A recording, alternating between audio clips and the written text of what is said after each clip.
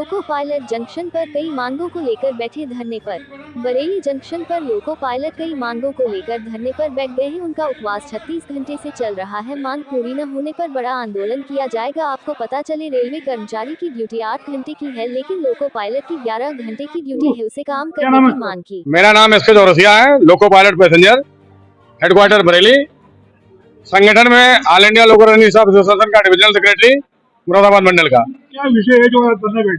आज हम यहाँ पर इसलिए इकट्ठे हुए हैं, मेरा 36 घंटे का कंटिन्यूअस हंगर फास्ट चल रहा है, बिना ट्रेन संचालन में अवरोध उत्पन्न किए हुए।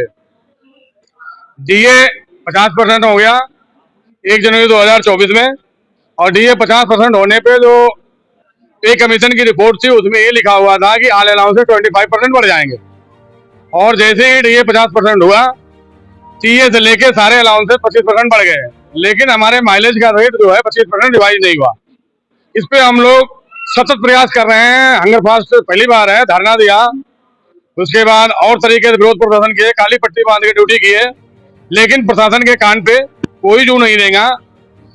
और मिलने के बाद प्रशासन ने ये बोला था कि दिसंबर में हम लास्ट तक का जो है इस पे निर्णय लेके सकारात्मक रुख अपनाएंगे, लेकिन दिसंबर तक जब नहीं निकला कोई लेटर, जनवरी में पता किया गया तो पता लगा कि वो फेडरेशन को मना कर दिया हमने।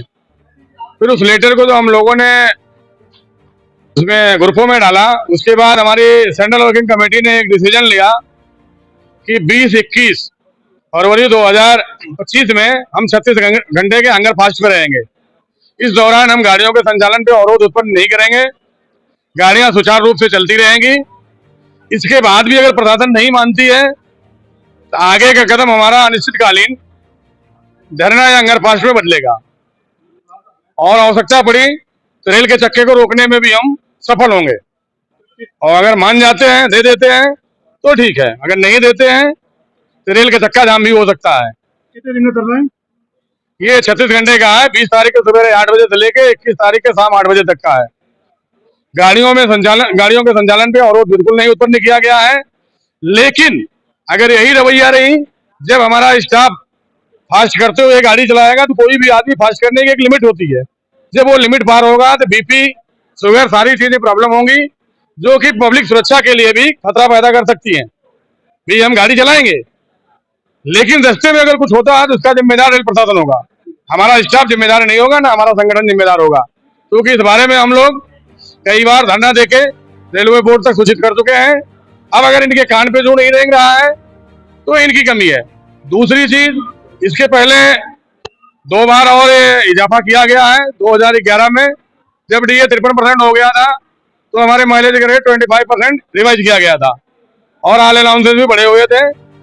2014 में जब 100% क्रॉस किया तो फिर से 25% बढ़ाया गया, लेकिन अभी इनने जो है हम लोगों को जवाब लिखित में नहीं दिया, लेकिन फेडरेशन को इन्हें जवाब दिया कि इसका लिंक जो है डीए से नहीं है, आपकी मांग न्यायोचित नहीं है, इसलिए नहीं बढ़ा रहे हैं। जबकि इसके पहले अगर न्यायोचित नहीं थी, 2011 का जो 2012 में दिया गया आरबी 65 नंबर और आरबी 77 नंबर 2012 और 2014 में, तो उस समय अगर लिंक था तो आज लिंक कहां से हट गया?